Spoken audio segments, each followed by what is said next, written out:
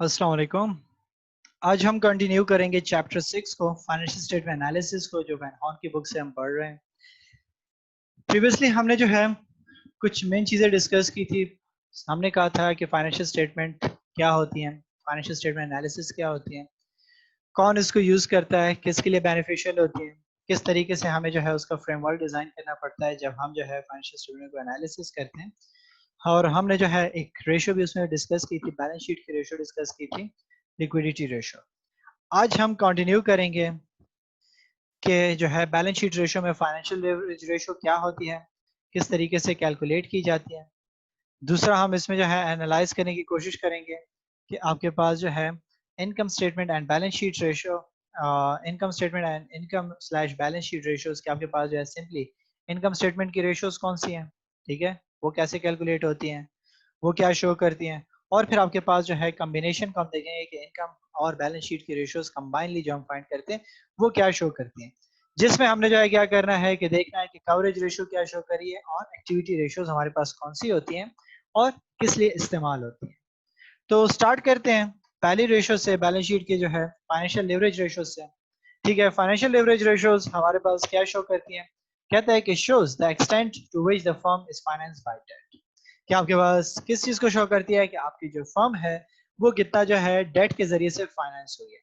जिसको हम जो है अगर पहली रेशियो देखें डेट टू इक्विटी रेशियो, जो मैंने आपको प्रीवियसली कहा कैपिटल स्ट्रक्चर भी हम इसको कहते हैं। ठीक है, कि आपको बताती है कि कंपनी में कितना जो है डेट है, कितना कर्जा था, कितना उसका इक्विटी था। कंपनी ने अपनी जो है जो फर्म है उसको किस चीज से जो है इन्वेस्ट किया हुआ है, क्या सारे के सारे पैसे उसने खुद अपनी जेब से पुट किए हुए हैं या जो है उसने क्या किया हुआ है, कर्जा लिया हुआ है। ये रेशो हमारे लिए क्यों इंपॉर्टेंट है, क्योंकि जब आपके इन्वेस्टर्स जब आपको देखते हैं या फिर आपके जो है जो आपको लोन देने वाले हैं आपके बैंक्स वगैरह हो गए, वो इस चीज में ज्यादा इंटरेस्ट लेते हैं। वो इस चीज को देखने की कोशिश करते हैं कि अगर कंपनी ने सारे के सारे पैसे जो है वो कर्जे लेके अपने बिजनेस को चला रहा है तो फिर प्रॉब्लम क्या होगी कि ये जो है सीरियस नहीं होगा बिजनेस में उस तरह का। क्यों सीरियस नहीं होगा, क्योंकि इसको जो है इस चीज का खतरा ही नहीं है कि इसके पैसे डूब जाएंगे, इसका अपना पोर्शन कम है, दूसरे के पैसों पे बिजनेस कर रहा है, तो ये रिलक्टेंट हो सकता है, ठीक हो गया, ये जो है डिसीजन मेकिंग उस तरीके से नहीं करेगा। ये जो है क्या करेगा, रिस्की प्रोजेक्ट्स में हाथ डालने की कोशिश करेगा जो कि आपको जो है क्या कर सकते हैं, लॉसेस की तरफ ले जा सकते हैं। तो इसके लिए हम क्या करते हैं कि जो है सबसे पहले रेशो जो फाइनेंशियल लेवरेज में हम फाइंड करते हैं वो है डेट टू इक्विटी रेशो। और इसके लिए हम क्या करेंगे सिंपली कि टोटल डेट को क्या कर देंगे, डिवाइड कर देंगे किस चीज पे, शेयर होल्डर्स इक्विटी पे। तो प्रीवियसली हमारे पास जो स्टेटमेंट थी उसके अकॉर्डिंगली हम क्या करेंगे, इस चीज को एनालाइज करने की कोशिश करेंगे। हम क्या करेंगे, अपने स्टेटमेंट्स पे डेट को देखेंगे, ठीक हो गया, कि टोटल डेट कितना है और शेयर होल्डर्स इक्विटी हमारे पास कितनी मौजूद है। तो हम देखते हैं, यहाँ पे पहले आ जाते हैं, ठीक है, कि हमारे पास जो है टोटल डेट कितना है। तो टोटल डेट हमारे पास जो है किस चीज से बनता है, टोटल लाइबिलिटीज, ठीक हो गया, कि हमारी जो टोटल लाइबिलिटीज हैं वो कितनी है। तो 500 प्लस 530 हमारे पास कितना बनता है, ठीक है, 1030 हमारे पास बन जाता है। हमने जो है इसको एनालाइज करना होगा, टोटल डेट से मुराद हमारा सिर्फ जो है फिक्स या लॉन्ग टर्म डेट नहीं है, इससे मुराद हमारी टोटल लाइबिलिटीज हैं कि वो कितनी है। और फिर हम जो है क्या करेंगे, शेयर होल्डर्स इक्विटी का जिक्र करेंगे। तो शेयर होल्डर्स इक्विटी हमारे पास कितनी मौजूद है, टोटल इक्विटी देखें तो 1139 हमारे पास मौजूद है।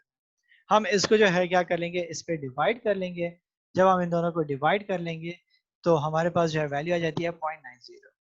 एक चीज को ख्याल रखें कि हमने जो है क्या किया कि जब हमने जो है जिक्र किया टोटल डेट का तो हमने इन दोनों को जमा किया, और जब आप क्या करोगे टोटल इक्विटी या शेयर होल्डर्स इक्विटी का जिक्र करोगे तो इन तीनों का जिक्र करोगे। ठीक है, कि आपने जो है इन तीनों को ऐड करना होगा और उसके बाद आपने जो है इसकी वैल्यू को वहां पे पुट करना होगा, कैलकुलेट करना होगा। अक्सर स्टूडेंट जो है यहाँ पे जो है गलती कर लेते हैं, वो जो है लॉन्ग टर्म डेट को या कंसिडर कर लेते हैं, या फिर जो है वो पेड इन कैपिटल को जिक्र कर लेते हैं, या जो है वो अक्सर जो करते हैं मिस्टेक होती है वो total liabilities plus owners equity होती है। Total liabilities plus owner equity जो है वो क्या है, कि उन दोनों का कम्बिनेशन है। वो आपके पास जो है टोटल डेट नहीं है, आपके पास जो है टोटल इक्विटी को शो नहीं कर रहा, वो तो इन दोनों का कम्बिनेशन शो कर रहा है। तो आपने इन दोनों का सेपरेटली कैलकुलेट करना होगा, यहाँ पे एक दूसरे पे डिवाइड करना होगा।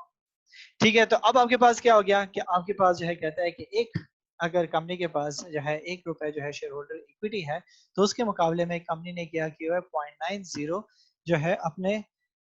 हम कह सकते हैं कि इसको इक्विटी को जो है डेट को इनकर किया हुआ है। हमारे पास जो है ज्यादा डेट टू इक्विटी रेशियो जैसे हमारे पास 0.90 आ गई, ठीक है, 1 जो है शेयर होल्डर इक्विटी के मुकाबले में। तो बेसिकली ये हमें जो है क्या इंडिकेट करने की कोशिश करता है, कहता है कि जी अगर आपके पास जो है इस तरीके से हायर जो है डेट रेशो आ जाता है, ठीक है, डेट टू इक्विटी रेशो आ जाता है, तो इसका मतलब क्या है कि कंपनी ज्यादातर क्या कर रही है, अपनी फाइनेंसिंग जो है बोरोड मनी के जरिए से कर रही है। और इसके लिए जो है सबसे बड़ा रिस्क क्या हो सकता है, ठीक है, कि जब आप जो है ज्यादा जो है रिस्क लोगे, ज्यादा आप जो है डेट के जरिए से करोगे, तो आपकी जो है कंपनी की जो है हम कह सकते हैं कि डिफॉल्ट के चांसेस बढ़ सकते हैं, ठीक है। लेकिन हमने जो है सिर्फ वन साइडेड इसको हमने क्या कहा कि नहीं देखना होता, हमने जो है क्या करना है, इसके एनालिसिस जो है इंडस्ट्री के साथ करनी थी कि इंडस्ट्री में ट्रेंड क्या चल रहा है। तो जब हमने जो है इंडस्ट्री के ट्रेंड देखा तो वहां पे जो है इसके लिए 0.90 एक सूटेबल कंडीशन है, जिसके लिए हमने कहा कि basket vendor has average debt utilization relative to industry average, कि इट मींस कि ये जो इंडस्ट्री आपके पास है, यहाँ पे आपकी जो है फर्म्स क्या कर रही हैं, वो ज्यादा से ज्यादा डेट फाइनेंसिंग कर रही है, ठीक है। तो अब अगर हम जो है जब इसको सिंगल तरीके से देख रहे थे तो क्या था सिचुएशन, हमें ये नजर आई कि कंपनी जो है कर्जा बहुत ज्यादा लिया हुआ है। लेकिन जब हमने इसको इन रियलिटी इंडस्ट्री के साथ कंपैरिजन किया तो इसका मतलब क्या हुआ कि इस इंडस्ट्री का नेचर क्या है, वो ये है कि इसमें ज्यादातर बिजनेसेस क्या करते हैं, वो जो है डेट फाइनेंसिंग करते हैं, जिसके जरिए से अपना बिजनेस बेहतर तरीके से परफॉर्म कर सकते हैं, ठीक है। अगर हम इसको 2006 में देखें तो ये जो है बिलो था, 2005 में भी बिलो था, लेकिन अगर हम इसको जो है इक्विटी को देखें तो ये आपके पास जो इंडस्ट्री में जो है इसमें इतनी वॉलिटिलिटी नहीं चल रही, थोड़ा सा इंक्रीज इसमें आया हुआ है। तो इंडस्ट्री एवरेज जो है आपके पास थोड़ा सा इंक्रीज हुआ है, मींस कि आपके पास जो है बिजनेस की नीड जो है चेंज हो गई है, और अब मजीद यहाँ पे आपको जो है डेट की जरूरत पड़ रही है इस बिजनेस में। तो बास्केट वेंडर जो है क्या है कि 2007 में जिस ईयर में हम इसका कंपैरिजन कर रहे हैं कि बेस्ट पोजीशन पे बैठा हुआ है और वो एवरेज डेट यूटिलाइजेशन सही कर रहा है, ठीक हो गया। नेक्स्ट क्वेश्चन हमारे पास इसमें आ जाती है डेट टू टोटल एसेट्स, ठीक है। क्या शो करता है, कहता है कि shows the percentage of the firm's assets that are supported by debt financing, कि कंपनी ने जितने भी अपने जो है एसेट्स रखे हुए हैं वो किस चीज के जरिए से फाइनेंस किए हुए हैं, डेट के जरिए से फाइनेंस किए हैं, मींस के किस तरीके से कितना परसेंट जो है उसने जो है डेट फाइनेंसिंग की हुई है, कितना जो है उसको डेट के जरिए से सपोर्ट किया हुआ है। तो इस चीज को जो है जब हम फाइंड करने की कोशिश करते हैं तो हमारे पास आ जाती है debt to total asset ratio आ जाती है,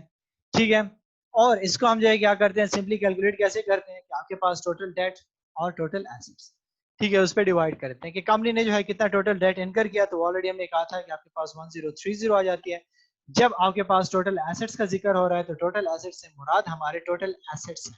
ठीक है, आपके फिक्स्ड एसेट नहीं है या सिर्फ करंट एसेट्स नहीं है। तो इसीलिए हम क्या करेंगे कि यहाँ पे जितने टोटल एसेट्स मौजूद हैं 2169, हम वो दोनों उठाएंगे और उसको क्या करेंगे, यहाँ पे हम डिवाइड करेंगे, तभी आपके पास जो है ये टोटल डेट जो है टोटल एसेट्स बनेंगे। जब हमने क्या किया, इन दोनों को डिवाइड किया तो आपके पास जो है क्या रेशो आई, कहता है कि जी आपके पास जो है क्या सिचुएशन बन रही है कि आपकी जो है अगर कंपनी के पास एक एसेट है, ठीक हो गया, तो उसके मुकाबले में 0.47 उसने जो है टोटल डेट के जरिए से उसकी फाइनेंसिंग की हुई है।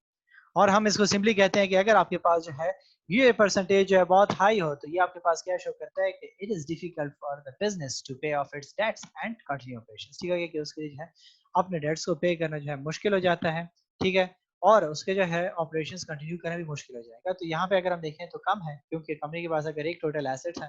ठीक है, तो उसके मुकाबले में उसने कितना जो है उसने लोन लिया हुआ है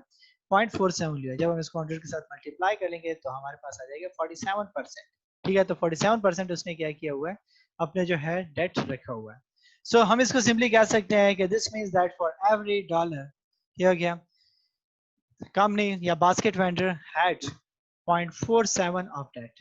ठीक है, कि आपके पास जो है क्या है कि 0.47 ऑफ जो है उसने डेट को इनकर किया हुआ है। और अगर आपके पास जो है ये रेशियो अबव 1 हो तो आपके पास क्या शो करता है, the company has more debt than assets, की कंपनी जो है इतने एसेट्स उसके पास नहीं है जितना उसने जो है कर्जा लिया हुआ है। लेकिन यहाँ पे हमारी सिचुएशन जो है वो क्या है, अच्छी जा रही है, क्योंकि हमारे पास अगर एक एसेट है तो उसके मुकाबले में वो जो है उसको हमने कितना किस चीज के जरिए से फाइनेंस किया है या किस चीज के जरिए सपोर्ट किया, 47% जो हमने डेट के जरिए से उसको सपोर्ट किया हुआ है। तो ये आपके पास जो है कुछ अच्छी पोजीशन को शो कर रहा है, लेकिन स्टिल हम इसको जो है इंडस्ट्री के साथ देखेंगे कि इंडस्ट्री में सिचुएशन क्या चल रही है।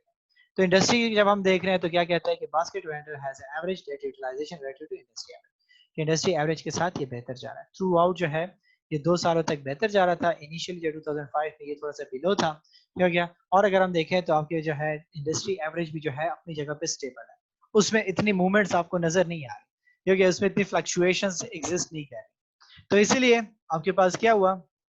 कि वो जो है क्या कर सकती है, उसके पास स्टिल जो है एक बेहतर चांस था, उसने जो है वो सारा का सारा अवेल किया हुआ है, एक अच्छी जो है सिचुएशन थी, उसने जो है एसेट्स को क्या किया हुआ है, प्रॉपरली तरीके से यूटिलाइज किया हुआ है डेट के जरिए से। ना ही उसके पास जो है कोई एक्स्ट्रा पड़ा हुआ है, ना ही उसने एक्स्ट्रा जो है यूटिलाइज किया हुआ है, बल्कि बिल्कुल इंडस्ट्री एवरेज के साथ जो उसके रिक्वायर्ड थे उसके मुताबिक चल रहा है। नेक्स्ट हमारे पास फाइनेंशियल लिवरेज में आ जाती है टोटल कैपिटलाइजेशन। ठीक है, क्या शो करती है ये रेशो?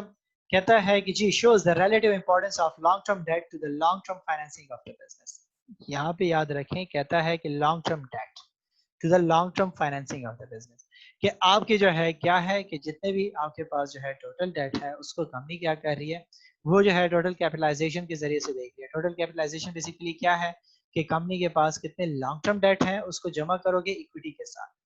ठीक है, तो आपने क्या करना है कि इस चीज के जरिए से इसको एनालाइज करना होगा, जो आपको क्या बताएगी, आपको बताएगी कि कंपनी जो है लॉन्ग टर्म डेट जो है अपने किस तरीके से फाइनेंस किए हुए हैं। ठीक हो गया कि आपकी जो है importance of long term debt to the long term financing of the firm, के लॉन्ग टर्म की फाइनेंसिंग नीड्स उसने किस तरीके से फुलफिल की हुई है। तो उसके लिए हमने क्या किया, लॉन्ग टर्म डेट को लिया प्लस उसके साथ हमने इक्विटी को जमा किया। तो अब मैंने आपको प्रीवियसली भी कहा था कि दोनों में डिफरेंशिएशन का ख्याल रखना होगा। तो टोटल डेट तो हमारे पास वही आ जाता है जब हमने जो है करंट लायबिलिटीज जो है और उसके साथ जो है लॉन्ग टर्म लायबिलिटीज को जमा कर दिया।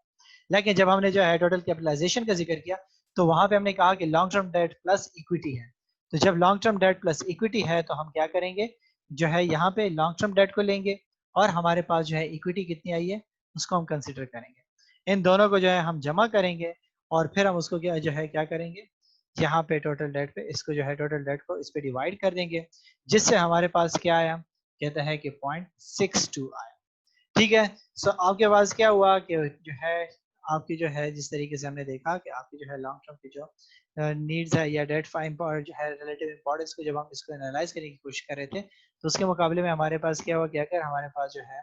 वन आपके पास जो है लॉन्ग टर्म या टोटल कैपिटलाइजेशन है तो उसके मुकाबले में आपके पास क्या है टोटल डेट आपने 0.62 इनकर किया हुआ है, जिसको अगर हम इंडस्ट्री के साथ एनालाइज करें तो इससे क्या शो करता है, कहता है कि इंडस्ट्री में आपके पास जो है एवरेज 0.60 चल रहा था और आप जो है उससे हाई जा रहे हैं। So it means that the basket vendor has an average long-term debt utilization relative to the industry average. ठीक हो गया कि इसकी जो लॉन्ग टर्म डेट यूटिलाइजेशन है वो बेहतर तरीके से कर रहा है। ठीक है, वो अपने जो है लॉन्ग टर्म डेट को बेहतर तरीके से इस्तेमाल कर रहा है, प्रॉपर तरीके से उसकी यूटिलाइजेशन कर रहा है, इंडस्ट्री एवरेज से बेहतर जा रहा है। इंडस्ट्री एवरेज की रिक्वायरमेंट 0.60 थी, जबकि वो कहाँ पे लाई कर रहा है, वो जो है लाई कर रहा है 0.62 पे। सो अगर हम इसको प्रीवियसली देखें तो यहाँ पे 2005 में बहुत ही स्ट्रांग था। अब अगर हम इसकी इंटरनल एनालिसिस करते हैं तो उसमें अगर हम देखें तो 2005 में यहाँ पे ये स्ट्रांग थे लेकिन यहाँ पे वीक हो गया। लेकिन जब हम इंडस्ट्री की सिचुएशन देखते हैं तो उस वक्त इंडस्ट्री में भी जो है 0.62 की रिक्वायरमेंट थी और अब इसकी इंडस्ट्री की रिक्वायरमेंट कम होगी तो ये इसके साथ जो है क्या हो गया, उसके अकॉर्डिंगली जो है ये भी डाउन हो गया है। नेक्स्ट हमारे पास इसमें रेशो आ जाती है, हम जो है इनकम स्टेटमेंट की रेशोज की तरफ आते हैं। वो तो हमारे पास जो है बैलेंस शीट की रेशोज कंप्लीट हो गई। अब हम देखते हैं हमारे पास जो इनकम स्टेटमेंट रेशोज में पहले रेशो आ जाती है coverage ratio. Coverage ratio show क्या करता है, कहता है कि indicates a firm's ability to cover interest charges. ठीक हो गया कि क्या शो करता है कि कंपनी की जो है एबिलिटी शो करती है कि वो अपने इंटरेस्ट चार्जेस को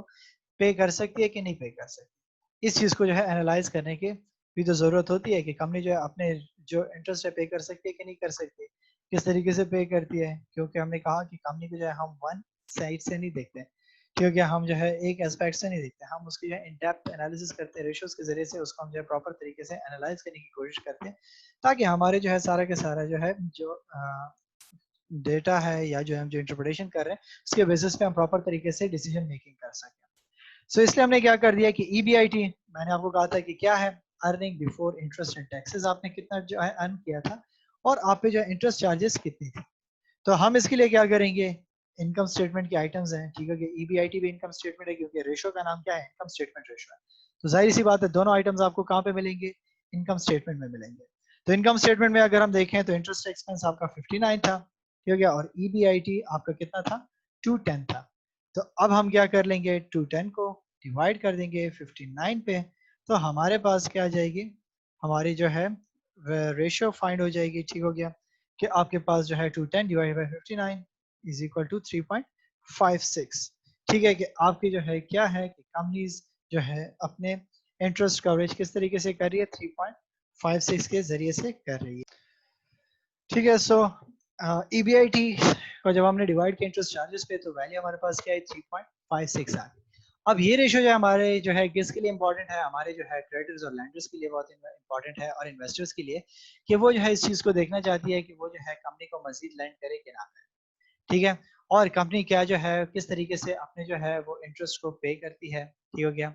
और वो जो है किस तरीके से हम कहते हैं कि सिंपली कि जो है आपके पास कंपनी पे can pay for its interest expenses several times, ठीक हो गया, कि अगर वो जो है वो काफी टाइम पे जो है पेमेंट्स कर सकती है कि नहीं कर सकती, थ्रू आउट द ईयर जो है वो किस तरीके से अपने इंटरेस्ट को पे कर सकती है कि नहीं पे कर सकती। तो यहाँ पे हमारे पास जो वैल्यू आई है 3.56, अगर हम इसकी जो इंटरप्रिटेशन करेंगे तो इस तरीके से होगी कि the ratio 3.56 indicates that basket vendor should be sufficient to enable it to pay interest expense, ठीक हो गया, कि उसके पास जो है क्या है कि एक अगर उस पे जो है इंटरेस्ट चार्ज है तो उसके बदले में उसके जो है कितना अर्न किया हुआ है, 3.56 अर्न किया हुआ है, ठीक है, तो 3.56 में अगर जो है वो 1 रुपया पे करेगी तो उस पर जो है इतना ज्यादा इम्पैक्ट नहीं पड़ेगा, उसके पास जो स्टिल 2.56 जो है अमाउंट बच जाएगी। तो इसीलिए जो है हम इसको वन साइडेड देखेंगे, अगेन हम इसको जो है इंडस्ट्री के साथ कंपैरिजन करेंगे, और इंडस्ट्री में देखें तो 5.19 जा रहा है, ठीक है, और ये 3.56 पे जा रही है, तो इस मींस के इसके जो है जो आपके पास इंटरेस्ट कवरेज रेशियो है वो बहुत डाउन हो चुकी है। 2005 में जो है ये बहुत ज्यादा स्ट्रांग था, ठीक है, तब इंडस्ट्री एवरेज जब कम था तो ये स्टिल जो है 10 में लाई कर रहा था, फिर जैसे जैसे इंडस्ट्री एवरेज जो है इंक्रीज होता गया, इसके जो है वैल्यू जो इंटरेस्ट कवरेज रेशियो थी वो डाउन होती गई है, और कहता है कि basket vendor has below average interest coverage relative to the industry average, के इंडस्ट्री एवरेज के मुकाबले में ये क्या जा रहा है, कम जा रहा है, और इसलिए हम कहते हैं कि high ratio indicates that a company can pay for its expenses several times over, while a lower ratio is a strong indicator that company may default on its loan payment। तो यहाँ पे हमारे पास probability है कि अपनी loan payment पे default कर सकता है, क्योंकि इंडस्ट्री में 5.19 चल रहा है, और ये जो है कहाँ पे लाई कर रहा है, ये आपके पास स्टिल लाई कर रहा है सिर्फ 3.56 पे। हम इसकी जो है अगर समरी करें कि कवरेज रेशो की, ठीक हो गया, कि summary of the coverage trend analysis अगर हम इसकी करना चाहेंगे तो क्या शो करेगा, कहता है कि the interest coverage ratio for basket vendor has been falling since 2005, it has been below industry average for the past 2 years, जैसे हमने देखा, ठीक हो गया, कि इंडस्ट्री एवरेज से बिलो होता जा रहा है। सो कहता है कि this indicates that the low earning may be potential problem for basket vendors, ये भी एक प्रॉब्लम शो कर सकती है कि आपकी जो है ये जो इसके लो अर्निंग्स हैं ये बास्केट वेंडर्स के लिए एक प्रॉब्लम बन सकती है, ठीक हो गया, कि earning before interest and taxes बहुत कम ये कर रहा है, मींस कि इसके एक्सपेंसेस बहुत ज्यादा हो रहे हैं, इनिशियली ही बहुत ज्यादा एक्सपेंसेस इनकर कर रहा है। और कहता है कि note we know that the debt levels are in line with the industry average, debt level उसका बिल्कुल सही जा रहा है, लेकिन ये क्या कर रहा है कि जो अर्निंग्स कर रहा है वो इसकी जो है बहुत कम हो रही है, तो यहाँ पे हमारे पास जो है प्रॉब्लम बन सकता है, ठीक है, और इसलिए हम कहते हैं कि a company may be accruing an interest expense that is not actually due for payment yet. So the ratio can indicate a debt default that will not actually occur until such time as the interest is due for payment। ठीक हो गया, कि इस चीज पे भी जो है आपके पास लाई करता है कि वो कितना जो है ड्यू करता है, क्योंकि पेमेंट्स के लिए कितना टाइम ड्यूरेशन उस पर लगता है, और ये भी जो है कितना पे कर सकता है, इसकी इस एबिलिटी को भी शो करता है। और इसलिए जब हमने जो है इसकी एनालिसिस की, जब हमने कवरेज को देखा, तो यहाँ पे सिचुएशन आपके पास क्या शो कर रही है, इंडिकेशन किस चीज का आ रहा है कि कंपनी की अर्निंग जो है बहुत कम हो रही है। प्रीवियसली हमने जब देखा था लिक्विडिटी रेशियोज में, तो वहां पे इन्वेंट्रीज हमारे लिए प्रॉब्लम बना रही थी। यहाँ पे जब हमने इसकी कवरेज रेशियोज को देखा तो कवरेज रेशियो में हमें पता चला कि यहाँ पे इसकी अर्निंग्स बहुत कम हो रही है, वो थोड़ा सा प्रॉब्लमेटिक सिचुएशन क्रिएट कर रही है। नेक्स्ट हमारे पास आ जाती है activity ratio. Activity ratio basically हमारे पास कॉम्बिनेशन है किसका, इनकम स्टेटमेंट और बैलेंस शीट्स का, कि एक आइटम हमारे पास इनकम स्टेटमेंट से लिया होगा, दूसरा जो है आइटम्स हम किस चीज से लेंगे, बैलेंस शीट से लेंगे, तो कॉम्बिनेशन से हम इसके जो है रेशियोज को फाइंड करने की कोशिश करते हैं, ठीक है। सो इससे पहले रेशियो हमारे पास आ जाती है वो है एक्टिविटी रेशियोज। एक्टिविटी रेशियोज जो हम इसको कहते हैं, ठीक है, और इसमें पहली रेशियो हमारे पास रिसीवेबल टर्नओवर, कहता है कि indicates that the quality of receivables and how successful the firm is in its collection, ठीक है, कि हमने जो है जब इन्वेंट्री और इसका जिक्र किया, हमने कहा कि उसकी जो है पेमेंट्स में मसला आ रहा है, रिसीवेबल्स वगैरह में मसला आ रहा है, क्योंकि इन्वेंट्री में हमारे पास मसला है, तो अब हम उसको चेक करना चाहते हैं कि मसला कहाँ पे है, कि उसकी इन्वेंट्रीज में आ रहा है या उसके जो है किस चीज में आ रहा है, रिसीवेबल में आ रहा है। तो इसलिए हम क्या करेंगे, पहले जो है रिसीवेबल टर्नओवर को हम कैलकुलेट करने की कोशिश करेंगे कि आपके जो है रिसीवेबल जो थे वो प्रॉपर तरीके से चेंज कन्वर्ट हो रहे हैं कि नहीं हो रहे, कि हमने कहा कि how successful the firm is in its collection, कि वो अपने जो है रिसीवेबल टाइमली कलेक्ट कर रहा है कि नहीं कर रहा, ठीक है। इसलिए हम क्या करेंगे कि एनुअल नेट क्रेडिट सेल्स, ठीक है, उसको लेंगे और डिवाइड करेंगे किस पे, रिसीवेबल्स पे, कि कंपनी के कितने रिसीवेबल्स हैं, और हम जो है उसको क्या करेंगे, एनुअल नेट क्रेडिट सेल्स लेंगे। तो नेट क्रेडिट सेल्स हमें कहाँ पे मिलेगा, हमें जो है इनकम स्टेटमेंट में मिलेगा, और हमें जो है रिसीवेबल्स कहाँ से मिलेंगी, बैलेंस शीट से मिलेंगी। तो इसलिए देखें दोनों कॉम्बिनेशन है, नेट सेल्स हमारे पास क्या है 2211 है। और हम जो है यहाँ पे अगर आ जाते हैं बैलेंस शीट में आ जाते हैं तो बैलेंस शीट में हमने क्या कहा, हमारे पास जो है अकाउंट रिसीवेबल्स 394 है। ठीक है, तो हमारे पास क्या हुआ कि हमने कुछ वैल्यूज जो है, एक वैल्यू इनकम स्टेटमेंट से ली, एक बैलेंस शीट से ली। वैसे मैंने आपको कहा कि इसके लिए हम क्या कहते हैं, इसलिए इसको जो है हम कहते हैं income statement balance sheet ratios के दोनों जो है कॉम्बिनेशन से बनती है। तो अब जब हमने इसको क्या किया 2211 को डिवाइड किया 394 पे, तो हमारे पास रेशियो क्या आई 5.61, कि 5.61 टाइम्स जो है ये क्या करता है अपने रिसीवेबल्स को जो है कन्वर्ट करता है। ठीक है, या जो है वो कलेक्शन करता है क्योंकि ये साल में। सो हम इसको जो है कह सकते हैं कि on average the company collects it's receivable 5.6 times a year. ठीक है, और हमारे पास जो है ये रेशियो जो है सॉल्वेंसी को ज्यादा बेहतर बनाती है, क्योंकि हमने वहां पे जब कहा कि क्विक रेशियो और उसके जो एस्टिमेट में डिफरेंस आ रहा था, तो ये क्या करती है कि अब आपको उसके बारे में बताएगी कि आपके रिसीवेबल्स में इशू था या जो है आपके टर्नओवर में जो है इन्वेंट्री टर्नओवर में मसला आ रहा था। तो हम क्या करेंगे कि इस चीज को अब जो है रिसीवेबल्स को एनालाइज करेंगे। ठीक है, कि आपकी जो है क्या हो रही है, कि जो है किस तरीके से ये चीजें जो है कन्वर्ट हो रही हैं, कि हमने कहा कि 5.61 टाइम्स जो है ये उसको कन्वर्ट कर रहा है। लेकिन इसको जो है हम मजीद हम क्या करेंगे कि देखेंगे कि ये जो है साल में 5 दफा जो है इसको कन्वर्ट कर रहा है, तो हमारे पास डेज वाइज कितना हो रहा है, कितने दिनों में ये कलेक्शन हो रही है, कन्वर्ट हो रही है। तो इसके लिए हम क्या करते हैं, फिर देखते हैं कि एवरेज कलेक्शन पीरियड की रेशो फाइंड करते हैं, जो कि क्या बताता है, कहता है कि average number of days that receivables are outstanding, कि कितने दिन तक आपके जो है रिसीवेबल्स आउटस्टैंडिंग रहते हैं। ठीक है, आप उसको जो है कन्वर्ट नहीं करते कैश में। तो इससे आपको पता चल जाता है कि आपके रिसीवर्स की क्वालिटी क्या है, आप कितने डेज में इसको कन्वर्ट करते हो, वो आपको पेमेंट्स कितने जल्दी करते हैं। ठीक है, तो इसलिए हम क्या कर लेंगे कि डेज इन ईयर वो तो ऑलरेडी आपको पता है 365 है, और आप जो है रिसीवेबल टर्नओवर की वैल्यू जो है प्रीवियसली जो आपने फाइंड की हुई है, ये दोनों रिलेटेड है, तो आपने जो है वहां पे 5.6 बनाया। तो 365 पे जो आपने जो है क्या है 365 को 5.61 पे डिवाइड किया, तो आपके पास क्या है 65 डेज है। कि बास्केट वेंडर क्या कर रहा है कि उसके जो आउटस्टैंडिंग जो डेट रह जाती है, ठीक हो गया, वो कितने रिसीवेबल जो आउटस्टैंडिंग कितने दिनों तक रह जाते हैं, 65 दिनों तक उसके जो रिसीवेबल्स रह जाते हैं। ठीक है, वो अनकलेक्टेड रहते हैं। ठीक है, सो आपके पास क्या हुआ, ये जो है अब हम देखेंगे कि ये उसके लिए जो अच्छा ड्यूरेशन है या बुरा ड्यूरेशन है। ठीक है क्या, ये जो हम क्या करेंगे इंडस्ट्री के साथ देखेंगे। और इसलिए हम कहते हैं कि short term collection period means prompt collection and better management of receivers. A longer collection period may negatively affect the short-term debt paying ability of the business in its eyes of analyst. क्योंकि कि analysis जब इसको देखेंगे तो उसको पूरा समझेंगे कि ज्यादा दिन लग रहे हैं, ये जो बड़ा स्लो कर रहा है। लेकिन हम जो है इंडस्ट्री के साथ देखेंगे कि इंडस्ट्री में ट्रेंड क्या चल रहा है, उनके बिजनेसेस जो है कैसे चल रहे हैं। तो इसलिए जब हमने इसको इंडस्ट्री के साथ देखा, तो इंडस्ट्री में जो 65.7 डेज लग रहे हैं और ये 65 डेज लगा,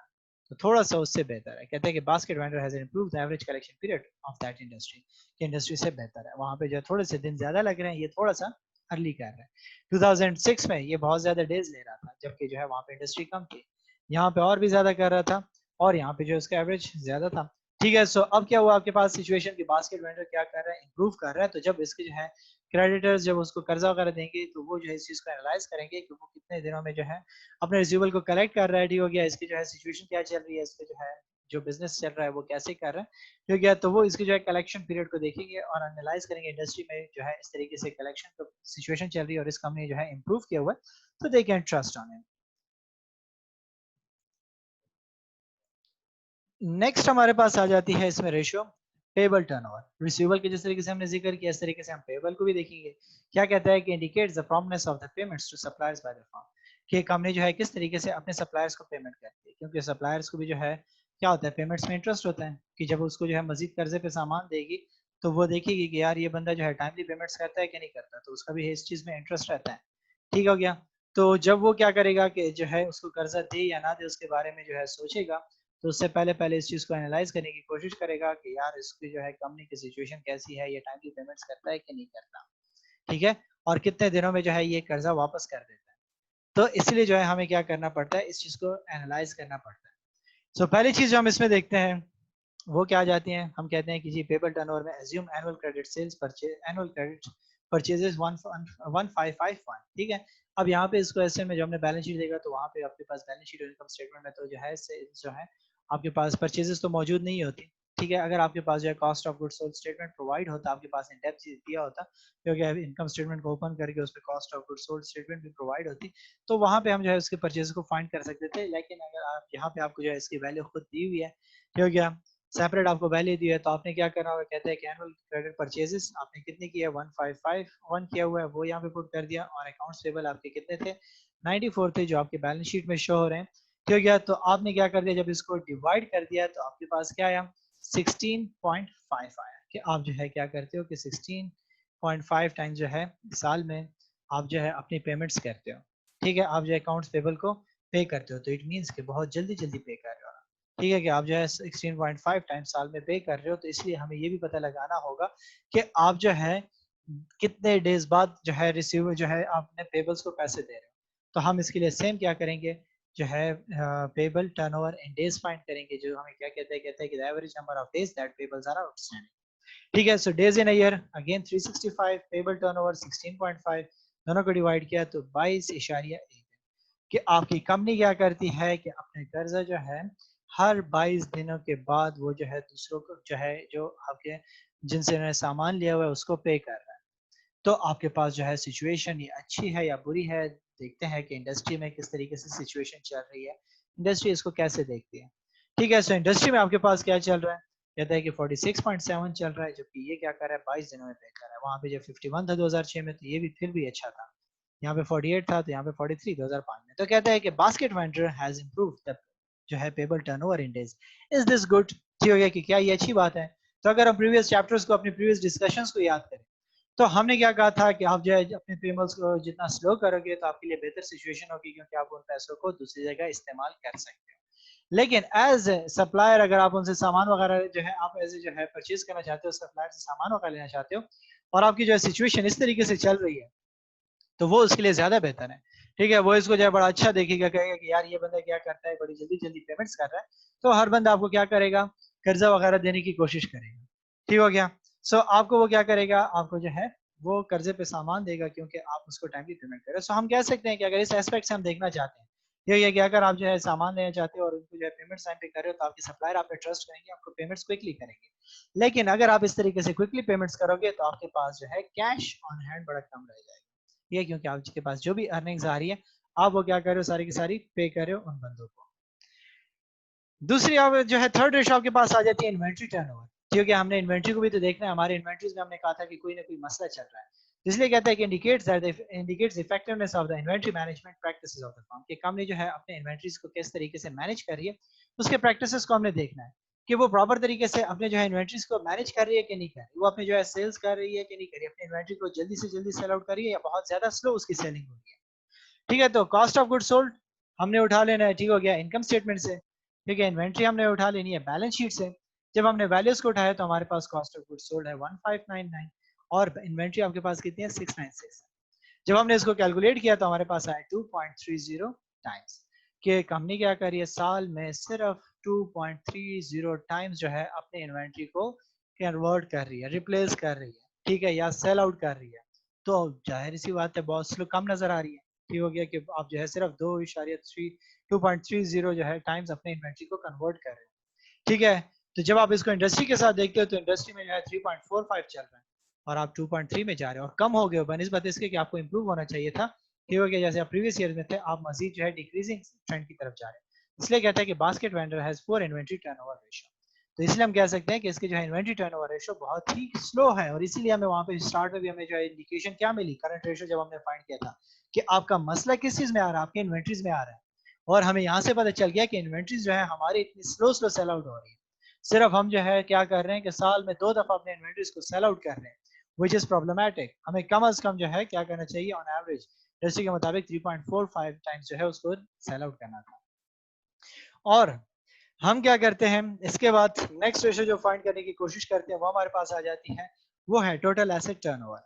ठीक है, लेकिन अगर हम जो है इन्वेंट्री का जिक्र करें, तो जो है हमारे पास इन्वेंट्री टर्नओवर को हम सेम एज इट इज जो है डेज में भी कन्वर्ट करते हैं, और हमारे पास जो है सेम वही फार्मूला आ जाता है, कि हम क्या कर देते हैं कि इसको जो है अपने जो हमारे पास इन्वेंट्री टर्नओवर आ जाता है, इसको हम क्या करते हैं, मल्टीप्लाई कर देते हैं लाइक दिस, कि हम जो है इसको क्या कर देंगे, 365 पे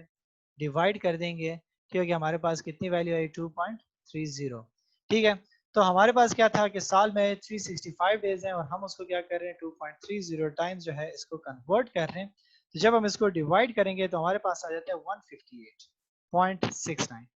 ठीक हो गया, 158.69 मीन्स कि आप क्या कर रहे हो कि जो है साल जो है 158.6 डेज में आप सिर्फ अपने इन्वेंट्री को कन्वर्ट कर रहे हो, विच इज वेरी स्लो। ठीक हो गया कि आप बहुत ही स्लो अपने इन्वेंट्री को सेल आउट कर रहे हो और आपके पास इन्वेंट्री का स्टॉक ऐसे ही मौजूद रहता है। और इसीलिए हम कहते हैं कि high ratio indicates fast moving inventories and a low ratio on the other hand indicates slow moving and obsolete inventories in stock.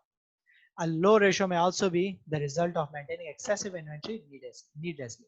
हो गया कि आप क्या कर रहे हो कि फजूल में इतनी ज्यादा इन्वेंट्रीज मेंटेन कर रहे हो, तो हो सकता है कि कंपनी क्या करिए कि बहुत ज्यादा जो है इन्वेंट्री अपने पास मेंटेन करी और इसलिए उसका जो है इतना स्लो जो है इन्वेंट्री प्रॉब्लम चल रहा है और इसलिए उसके करंट रेशियोज भी फर्क आ रहा था। ठीक है, सो इसके अलावा जो हमारे पास जो हमने कहा कि एक और रेशो आ जाती है वो है आपकी क्या है, टोटल एसेट टर्नओवर जाती है, जो लास्ट रेशो है आज के हमारे टॉपिक की। हो गया कि टोटल एसेट टर्नओवर कि आप अपने एसेट के टर्नओवर किस तरीके से देखते हो। ठीक है, आप जो है किस तरीके से कहता है कि indicates the overall effectiveness of the firm in utilising its assets to generate sales, कि कंपनी जो है किस तरीके से अपने एसेट्स को इस्तेमाल कर रही है कि वो अपने सेल्स को जनरेट करे, उसके एसेट्स जो है किस तरीके से उसको बेनिफिशियल हो रहे हैं कि वो अपनी जो है सेल्स को जनरेट करे। तो इसके लिए हमने क्या करना होता है, सिंपली नेट सेल्स हमारे पास जितनी हुई है उसको टोटल एसेट्स पे डिवाइड कर दो। ठीक है, क्या कि कंपनी ने कितने जो है सेल्स की थी। ठीक है,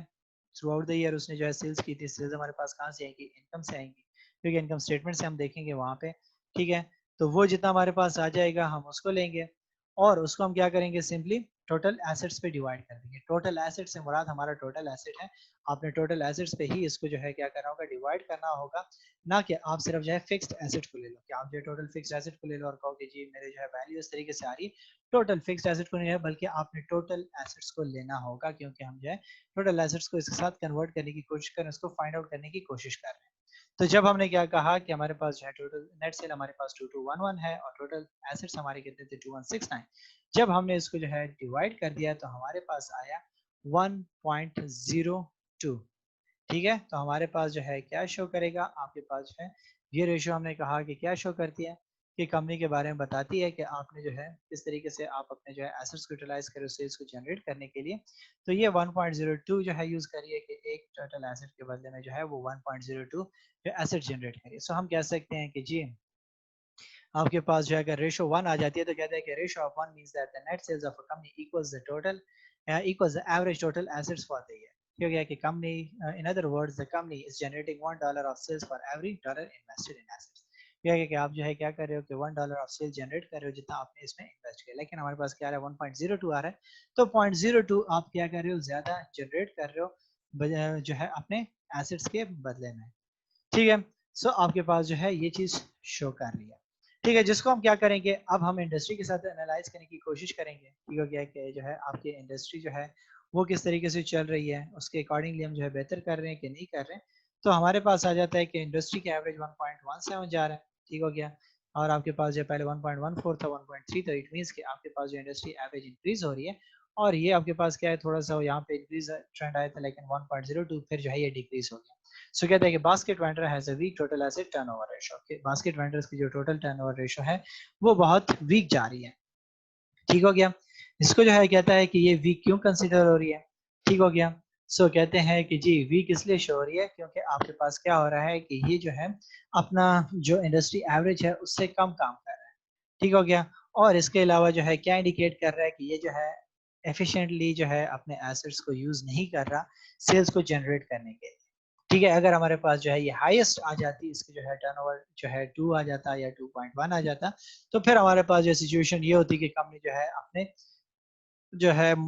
एसेट्स को बेहतर तरीके से क्या करिए, एफिशिएंट तरीके से यूज कर रही है।